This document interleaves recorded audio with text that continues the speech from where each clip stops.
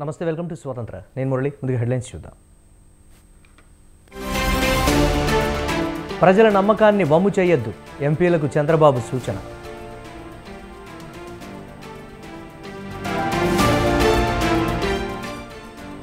కొత్త ప్రభుత్వం సంక్షేమ పథకాలను కొనసాగించాలన్న బొత్స, ఓటమిపై సమీక్ష చేస్తామన్న గుడివాడ.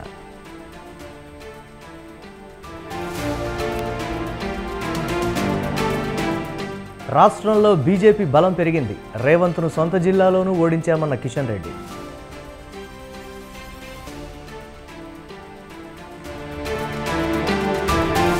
రేపు మేడిగడ్డకు ఉత్తమ్, బ్యారేజీ పనుల పురోగతిని పరిశీలించనున్న మంత్రి.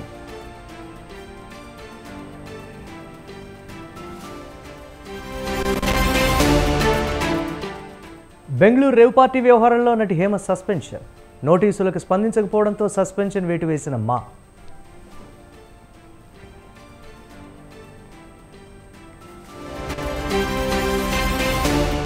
కేంద్ర కేబినెట్ కూర్పుపై బీజేపీ కసరత్తు, రేపు మరోసారి భేటీ కానున్న ఎన్డీఏ.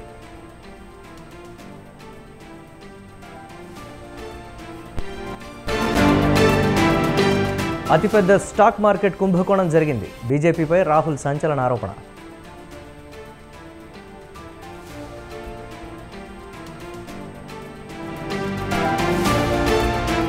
లాభాల్లో ముగిసిన స్టాక్ మార్కెట్లు, సెన్సెక్స్ 692, నిఫ్టీ 201 పాయింట్ల లాభం.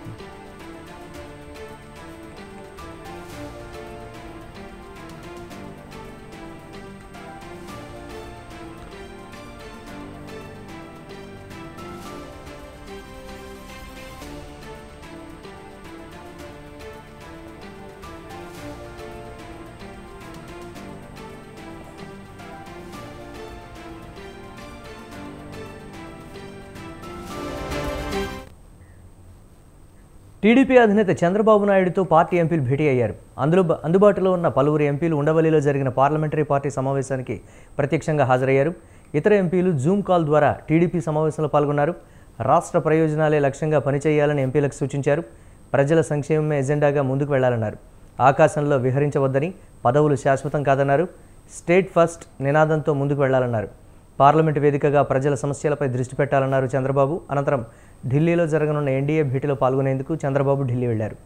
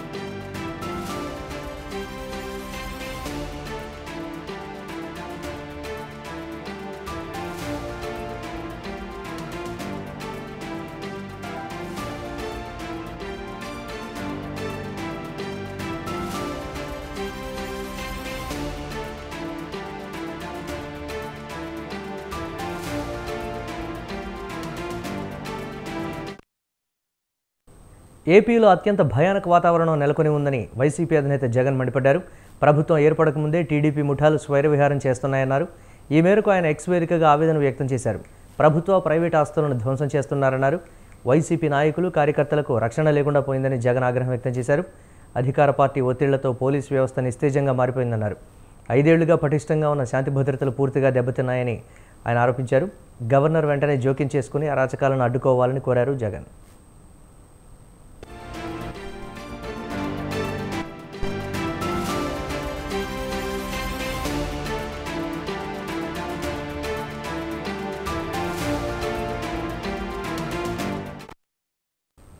ప్రజలకు మంచి చేశాం, ఖచ్చితంగా పార్టీ పునర్వైభవం సాధించి తీరుతుందని పార్టీ అధినేత వైఎస్ జగన్మోహన్ రెడ్డి వద్ద నమ్మకం వ్యక్తం చేశారు. వైఎస్ఆర్సీపీ నేతలు, పార్టీ నుంచి గెలిచిన ఎమ్మెల్యేలు, ఎంపీలతో పాటు ఎమ్మెల్సీలు, పోటీ చేసిన అభ్యర్థులు వైఎస్ జగన్ను కలిశారు. వ్యవసాయం, విద్య, వైద్యం తదితర రంగాల్లో తీసుకొచ్చిన గణనీయమైన మార్పులు ప్రజల జీవితాలను మార్చే దిశగా గొప్ప అడుగులుగా నిలిచిపోతాయన్నారు. ఎన్నికలు జరిగిన తీరుపై అనేక సందేహాలున్నాయని అన్నారు. కొత్త ప్రభుత్వం ఏర్పాటు కాకముందే రాష్ట్ర వ్యాప్తంగా టీడీపీ దాడులపై పార్టీ నాయకులు వైఎస్ జగన్ వద్ద తీవ్ర ఆందోళన వ్యక్తం చేశారు.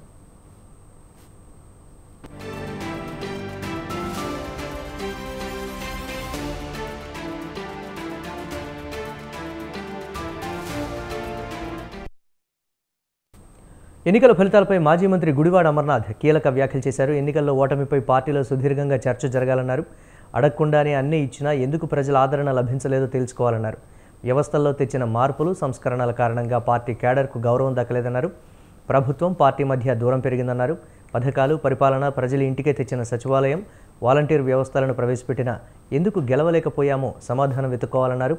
ప్రభుత్వం మారిన 48 గంటలు తిరగకముందే రాష్ట్రంలో దాడులు పెరిగాయని ఆవేదన వ్యక్తం చేశారు గుడివాడ అమర్నాథ్.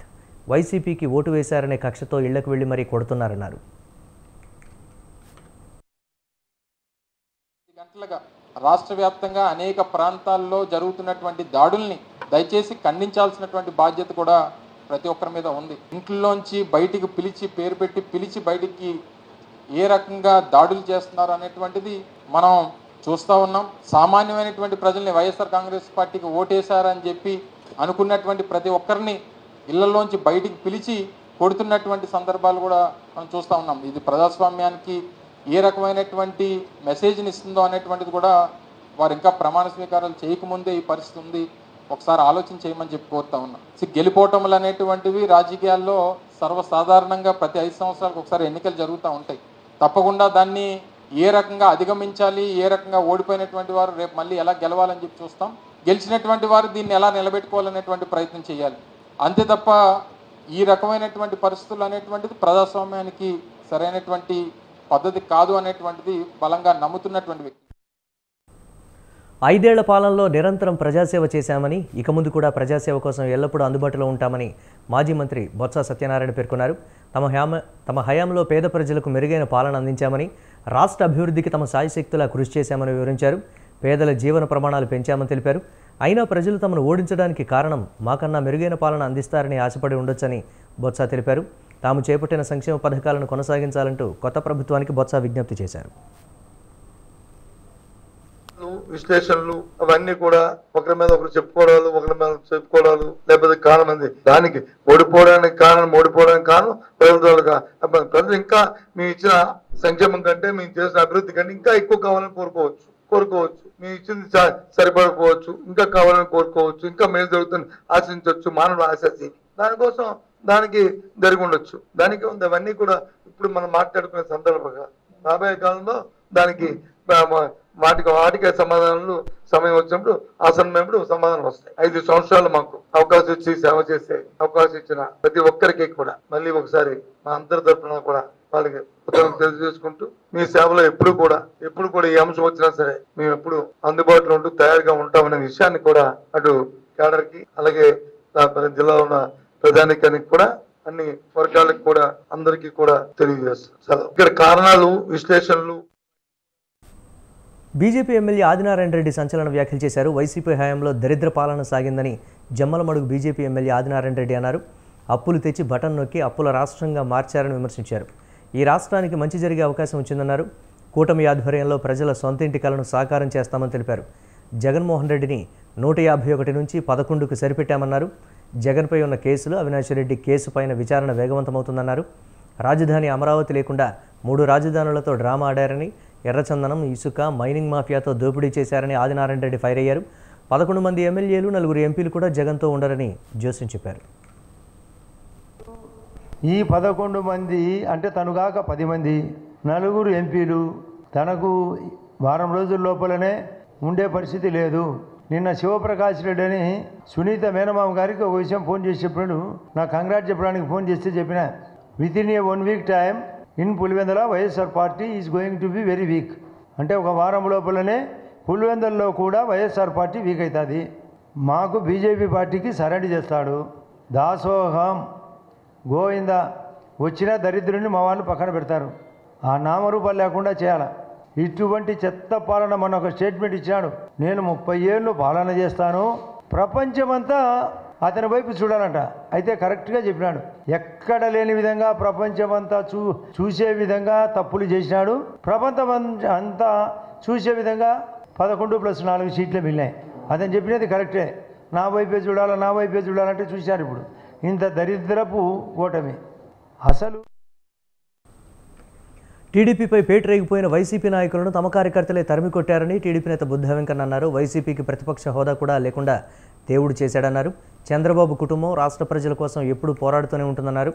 కేంద్రంలో కూడా చంద్రబాబు కీ రోల్ పోషిస్తున్నారని చెప్పారు. పవన్ను 3 పెళ్లిళ్ళు అని జగన్ విమర్శించారని, కానీ ఇప్పుడు జగన్కు రంకు మొగుడై కూర్చున్నారని సెటైర్లు వేశారు. జగన్, కేటీఆర్ ఇద్దరూ కలిసి పోటీ చేసినా లోకేష్కు వచ్చిన మెజారిటీ రాలేదని ఎద్దేవా చేశారు. చంద్రబాబు కుటుంబంపై తప్పుడు విమర్శలు చేసిన వారిని వదిలే ప్రసక్తి లేదని హెచ్చరించారు. బాగుపరుస్తారు అని క్యాండిడేట్లను చూడాల. నేను చంద్రబాబు గారికి ప్రభుత్వం పోయిన 6 నెలల్లో చెప్పా హైదరాబాద్లో, సార్ మీరు మళ్ళీ 2024లో ఇచ్చాపురం నుంచి చిత్తూరు వరకు మీరు ఎవరికి బీఫార్మ్ ఇస్తే వాళ్ళు అసెంబ్లీలో ఉంటారండి, మీరు ఎంపీ టికెట్లు ఎవరికి బీఫార్మ్ ఇస్తే వాళ్ళు పార్లమెంట్లో ఉంటారండి అని చెప్పాను. అలాగే జరిగింది. కాబట్టి వైసీపీ వాళ్ళు ఓవర్ యాక్షన్ చేశారు. ఆ ఓవర్ యాక్షన్ చేసిన వాళ్ళు మా కృష్ణా జిల్లాలో, అందులో తెలుగుదేశం పార్టీలో పుట్టి తెలుగుదేశం భిక్షతో ఎమ్మెల్యేలు అయ్యి తెలుగుదేశం భిక్షతో డబ్బులు సంపాదించుకొని తెలుగుదేశం మీద, చంద్రబాబు గారి మీద, చంద్రబాబు నాయుడు గారి కుటుంబం మీద అవాకులు చవాకులు పేలిన ఏ వ్యక్తిని కూడా వదిలే ప్రసక్తే లేదని తెలియజేస్తున్నా. వైసీపీ పాలన అకృత్యాలకు ఎన్నికల ఫలితాలు చెంపపెట్టు అని వ్యంగ్యాస్త్రాలు సంధించారు ధర్మవరం బీజేపీ ఎమ్మెల్యే సత్యకుమార్. దేశవ్యాప్తంగా బీజేపీ చేసిన అభివృద్ధితోనే ఏపీ ప్రజలు ఎన్డీఏ కూటమిని గెలిపించారని, జగన్ అవినీతి అక్రమాలకు వ్యతిరేకంగా తమకు మద్దతుగా నిలిచారని అన్నారు సత్యకుమార్. అసెంబ్లీ ఎన్నికల్లో ఫలితాలు 5 సంవత్సరాలుగా ఈ రాష్ట్రంలో సాగుతున్న అరాచక, అవినీతి, అస్తవ్యస్త పాలనకు చెంపపెట్టు లాంటిది. అభివృద్ధిని పూర్తిగా వదిలేసి ఉత్తుత్తి బట్టలు నొక్కుతూ సంక్షేమం పేరుతో చేసిన మోసానికి వ్యతిరేకమైన ఓటు. అత్యధికంగా ఆంధ్రప్రదేశ్ చరిత్రలో, ఉమ్మడి కానీ విభజిత చరిత్రలో కానీ కనీవిని ఎరగని రీతిలో సాధించిన ఫలితాలు ప్రజలు అభివృద్ధికి పెద్దపీట వేశారని, నిరంకుశత్వానికి, అరాచకానికి, అవినీతికి, అక్రమాలకి, అన్యాయాలకి వ్యతిరేకంగా ఓటు వేశారని ఎన్నికల ఫలితాలు తెలియజేస్తున్నాయి. మిత్రులారా, ఇటీవల జరిగిన అసెంబ్లీ తాడిపత్రి మున్సిపల్ చైర్మన్ జేసీ ప్రభాకర్ రెడ్డి సంచలన ప్రకటన చేశారు. తాడిపత్రి మున్సిపల్ చైర్మన్ పదవికి రాజీనామా చేస్తానని తెలిపారు. రాష్ట్రంలో టీడీపీ, బీజేపీ, జనసేన పార్టీల కూటమి అధికారంలోకి రావడంతో తన నిర్ణయాన్ని ప్రకటించారు. టీడీపీ కౌన్సిలర్లకు చైర్మన్, వైస్ చైర్మన్ బాధ్యతలు అప్పగిస్తానన్నారు. గతంలో వారికి ఇచ్చిన హామీ మేరకు ఈ నిర్ణయం తీసుకున్నట్లు ప్రకటించారు. గత 5 ఏళ్లలో కుంటుపడిన తాడిపత్రిని అభివృద్ధిలోకి తెస్తానని హామీ ఇచ్చారు. నేను మున్సిపల్ చైర్మన్ అయ్యేటప్పుడు ఒక మాట ఇచ్చినాను. నేను చైర్మన్గా రిజైన్ చేసి ప్రతి ఒక్కరిని చైర్మన్, వైస్ చైర్మన్ చేస్తాననే మాట ఇచ్చినాను. ఇన్ని రోజుల తర్వాత ఈరోజు తెలుగుదేశము, బీజేపీ, పవన్ కళ్యాణ్ గారి జనసేన పవర్లోకి వచ్చినాయి కాబట్టి మాకు గవర్నమెంట్లో ఎలాంటి అవకతవకలు ఉండవు కాబట్టి 1 నెల లోపల గవర్నమెంట్ అక్కడ సెట్ అయిపోతానే నెల లోపల రిజైన్ చేసి నా చైర్మన్ పదవికి రిజైన్ చేసి మా కౌన్సిలర్లని ఒక్కొన్ని చైర్మన్, వైస్ చైర్మన్ చేస్తానని ఆ రోజు మాట ఇచ్చినాను.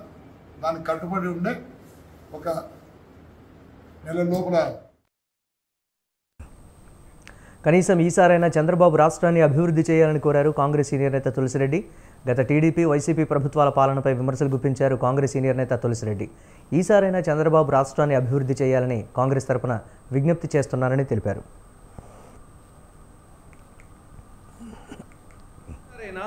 రాష్ట్రానికి న్యాయం చేయాలని కాబోయే ముఖ్యమంత్రి చంద్రబాబు నాయుడు గారికి ఆంధ్రప్రదేశ్ కాంగ్రెస్ కమిటీ విజ్ఞప్తి చేస్తా ఉంది. ఆనాడు సోనియా గాంధీ గారి మార్గదర్శకత్వంలో కేంద్రంలోని మన్మోహన్ సింగ్ గారి ప్రభుత్వం ఆంధ్రప్రదేశ్కు, నవి ఆంధ్రప్రదేశ్కు 3 వరాలు ఇచ్చింది. దాదాపు 5 లక్షల కోట్ల రూపాయలు విలువ చేసే ప్రయోజనాలు కేంద్రము రాష్ట్రానికి ఇవ్వడం, రాజధానికి నిధులు ఇవ్వడం, బహుళార్థ సాధక ప్రాజెక్టు పోలవరాన్ని పూర్తి చేయడం కేంద్ర నిధులతో. కాంగ్రెస్ పార్టీ అధికారంలోకి వచ్చి ఉంటే ఈ పాటికి ఈ 3 వరాలు ఇప్పటికే అమలైపోయింది, సీమాంధ్ర స్వర్ణాంధ్ర అయింది. కానీ దురదృష్టవశాత్తు కేంద్రంలో బీజేపీ అధికారంలోకి రావడం, రాష్ట్రంలో 2014లో తెలుగుదేశం పార్టీ, 2019లో జగన్ పార్టీ అధికారంలోకి రావడంతో ఈ యొక్క వరాలు అమలు. కనీసం ఈసారైనా రాష్ట్రానికి. ఏపీ అసెంబ్లీ ఎన్నికల్లో గ్రాండ్ విక్టరీ సాధించి ప్రభుత్వ ఏర్పాటుకు సిద్ధమవుతున్న టీడీపీ అధినేత చంద్రబాబు నాయుడుకి తెలంగాణ ముఖ్యమంత్రి రేవంత్ రెడ్డి ఫోన్ చేసి మాట్లాడారు. ఎన్నికల్లో అఖండ విజయం సాధించిన చంద్రబాబుకు శుభాకాంక్షలు తెలిపారు. అలాగే ఇరు రాష్ట్రాల మధ్య సత్సంబంధాలు కొనసాగాలని కోరారు. విభజన చట్టానికి సంబంధించి పెండింగ్లో ఉన్న అంశాలను సుహృద్భావ వాతావరణంలో పరిష్కరించుకునేందుకు సహకరించాలని తెలంగాణ సీఎం రేవంత్ రెడ్డి చంద్రబాబు నాయుడుకు విజ్ఞప్తి చేశారు.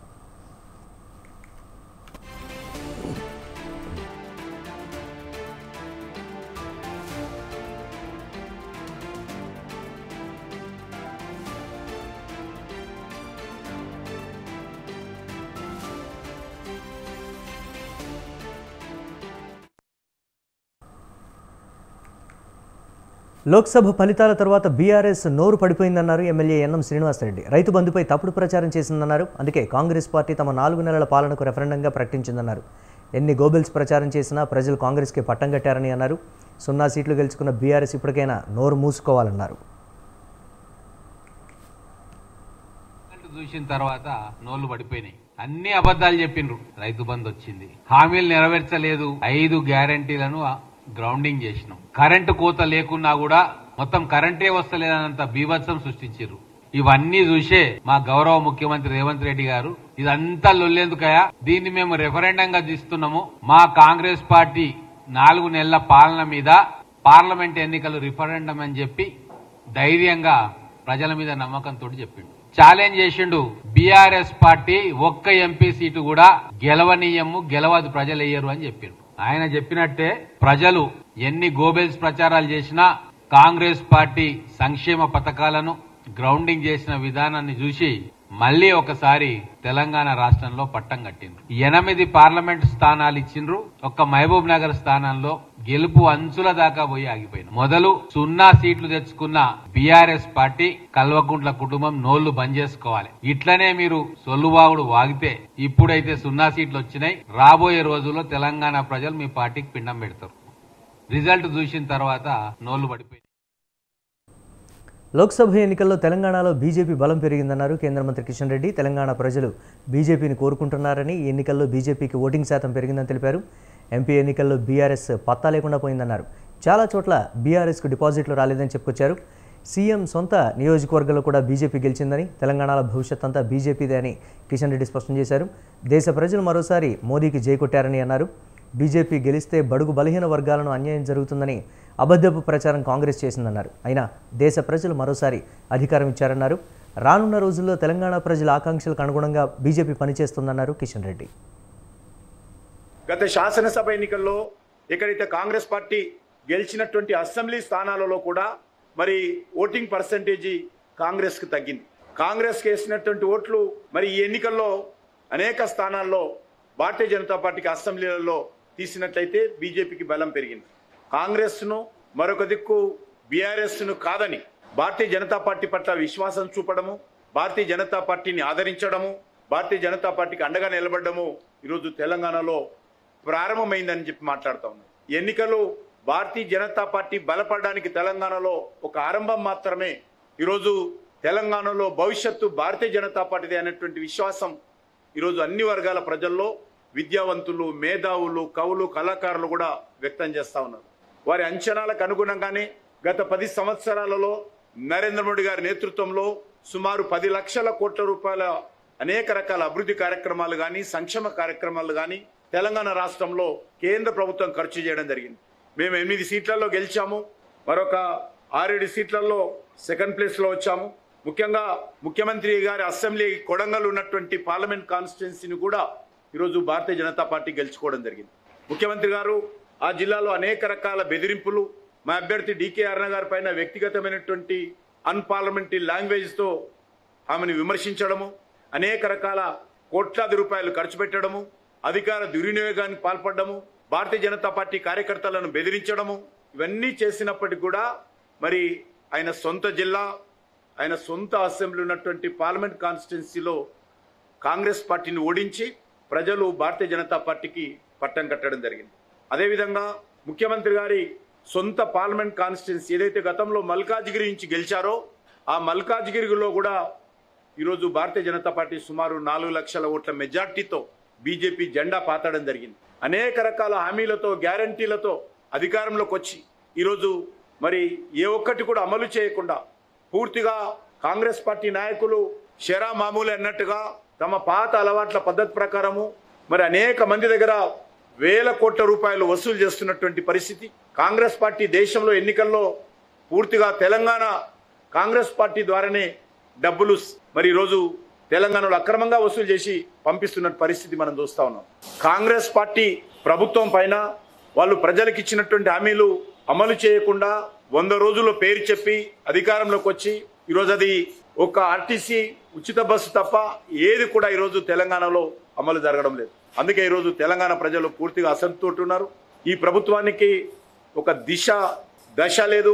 ఈ ప్రభుత్వం ఏ రకంగా ఇచ్చినటువంటి హామీలు అమలు చేస్తారు, ఏ రకంగా వనరులు సమకూర్చుకుంటారు అనేటువంటి మరి పరిస్థితి కూడా ఈరోజు లేనటువంటి విషయాన్ని ఈ సందర్భంగా మనం చేస్తా ఉన్నాం. రేపు మరోసారి మేడిగడ్డ బ్యారేజ్ను సందర్శించనున్నారు నీటిపారుదల శాఖ మంత్రి ఉత్తమ్ కుమార్ రెడ్డి. మేడిగడ్డతో పాటు అన్నారం, సుందిళ్ల బ్యారేజీలను ఆయన సందర్శించనున్నారు.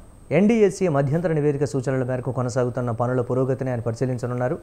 రుతుపవనాల ప్రభావంతో కురుస్తున్న వర్షాల కారణంగా వరదల నేపథ్యంలో రక్షణ చర్యలపై సమీక్షించనున్నారు మంత్రి ఉత్తమ్. పర్యటనలో భాగంగా ముందుగా మేడిగడ్డను పరిశీలిస్తారు. అనంతరం చాపర్ ద్వారా సుందిళ్లకు, ఆ తర్వాత అన్నారం చేరుకుంటారు. ఇక మంత్రి వెంట ఇరిగేషన్ ఈఎన్సీ అనిల్ కుమార్, ఇతర నీటిపారుదల శాఖ అధికారులు వెళ్లనున్నారు.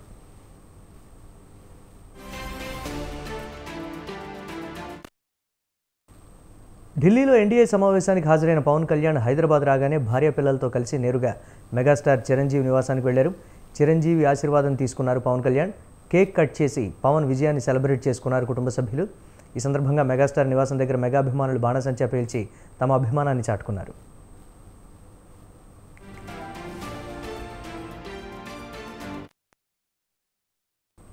ఎన్డీఏ సమావేశంలో పాల్గొనేందుకు భార్య అన్నా లెజినోవా, కుమారుడు అకీరానందంతో కలిసి ఢిల్లీ వెళ్లిన పవన్ ప్రధాని నివాసంలో నరేంద్ర మోదీని కలుసుకున్నారు. ఈ సందర్భంగా తన తనయుడు అకీరానందన్ను ప్రధాని మోదీకి పరిచయం చేశారు పవన్. ప్రధాని నివాసంలో పవన్ కళ్యాణ్ కుటుంబ సమేతంగా మోదీని కలిసిన ఫొటోస్ ఇప్పుడు సోషల్ మీడియాలో వైరల్ అవుతున్నాయి.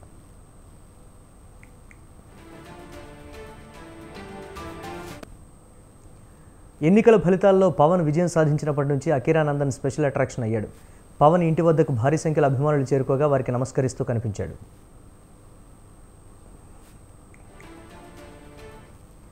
టీడీపీ అధినేత చంద్రబాబు వద్దకు వెళ్లినప్పుడు తన భార్య అన్నా లెజినోవాతో పాటు తనయుడు అకీరాను తీసుకెళ్లారు. చంద్రబాబుకు పరిచయం చేశారు పవన్ కళ్యాణ్.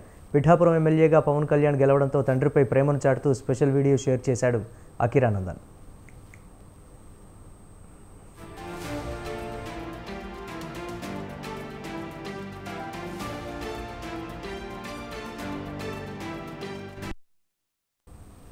నైరుతి రుతుపవనాల ప్రభావంతో హైదరాబాద్లో భారీ వర్షం పడుతోంది. ఉరుములు మెరుపులతో కూడిన వర్షం కురుస్తూ ఉండడంతో ప్రజలు తీవ్ర ఇబ్బందులు పడుతున్నారు. జూబ్లీ హిల్స్, బంజారా హిల్స్, పంజాగుట్ట, మాదాపూర్, హైటెక్ సిటీ, గచ్చిబౌలి, మియాపూర్, శేర్లింగంపల్లి, రాయదుర్గం, కుత్బుల్లాపూర్, జీడిమెట్ల, బాలనగర్, సికింద్రాబాద్, హబ్సిగూడ, ఉప్పల్, ఎల్బీనగర్, హయత్ నగర్లో వాన పడుతోంది.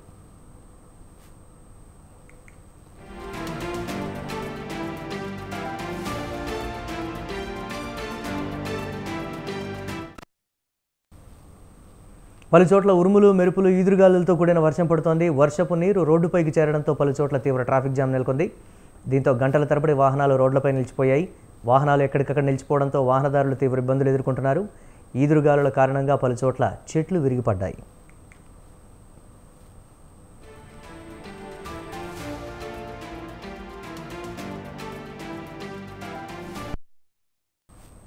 తెలంగాణలో నైరుతి రుతుపవనాలు విస్తరించడంతో హైదరాబాద్తో పాటు రాష్ట్రంలోని పలు చోట్ల విస్తారంగా వర్షాలు కురుస్తున్నాయి. ఇవాళ రాత్రి, రేపు కూడా హైదరాబాద్లో మోస్తరు నుంచి భారీ వర్షాలు కురిసే అవకాశం ఉందని వాతావరణ శాఖ తెలిపింది. ఈ నేపథ్యంలో అప్రమత్తంగా ఉండాలని అధికారులు సూచించారు.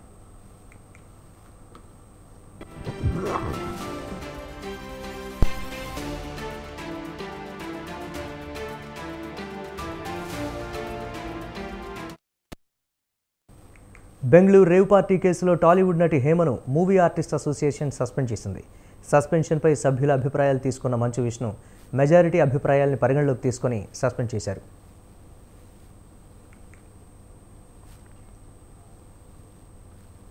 బెంగళూరు రేవ్ పార్టీ కేసులో హేమకు క్లీన్ చిట్ వచ్చే వరకు ఈ సస్పెన్షన్ కొనసాగుతుందని ప్రకటించారు.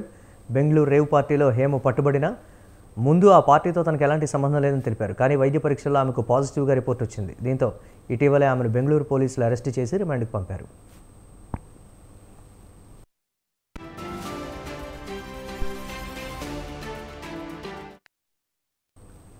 Bollywood queen BJP MP Kangana రనౌత్కు నేడు చండీగఢ్ విమానాశ్రయంలో చేదు అనుభవం ఎదురైంది. చండీగఢ్ విమానాశ్రయంలో ఆమె ఊహించని ఘటన జరిగింది. సెంట్రల్ ఇండస్ట్రియల్ సెక్యూరిటీ ఫోర్స్కు చెందిన మహిళా సిబ్బంది కుల్విందర్ కౌర్ మండి ఎంపీ కంగనా రనౌత్ చెంప పగలగొట్టారు. ఎంపీల సమావేశంలో పాల్గొనడానికి ఆమె ఢిల్లీ వెళ్తుండగా చండీగఢ్ ఎయిర్పోర్టులో విధుల్లో ఉన్న సిఐఎస్ఎఫ్ మహిళా కానిస్టేబుల్ తనను చెంపదెబ్బ కొట్టారని కంగనా రనౌత్ ఆరోపించడం తీవ్ర దుమారం రేపుతోంది.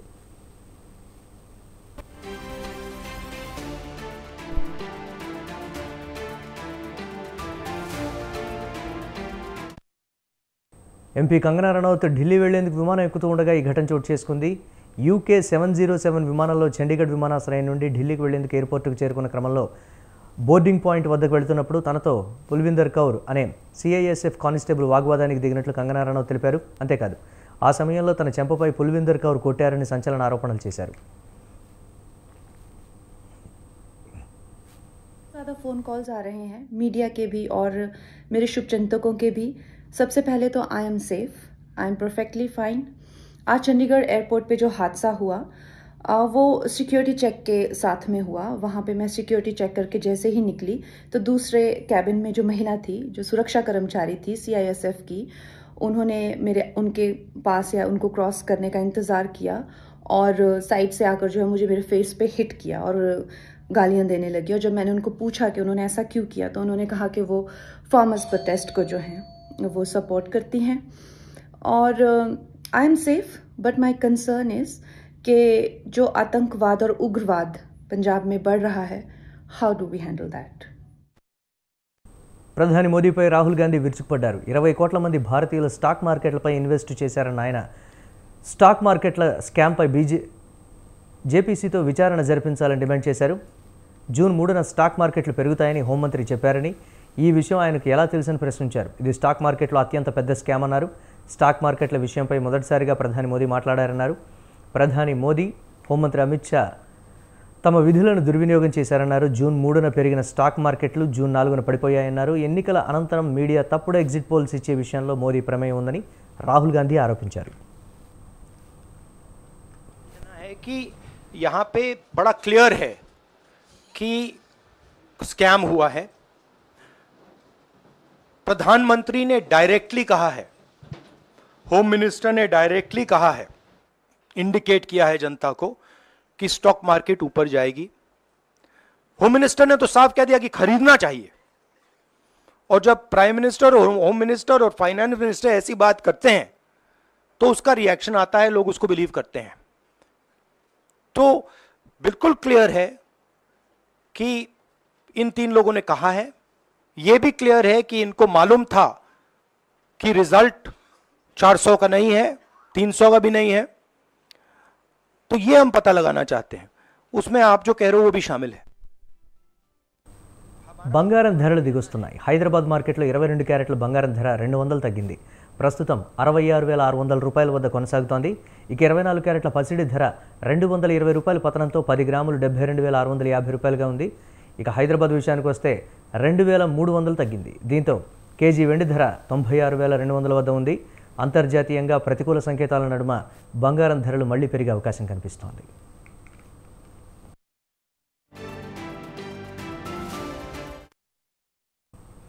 ఇవి ఇప్పటివరకు అప్డేట్స్. కీప్ వాచింగ్ స్వతంత్ర.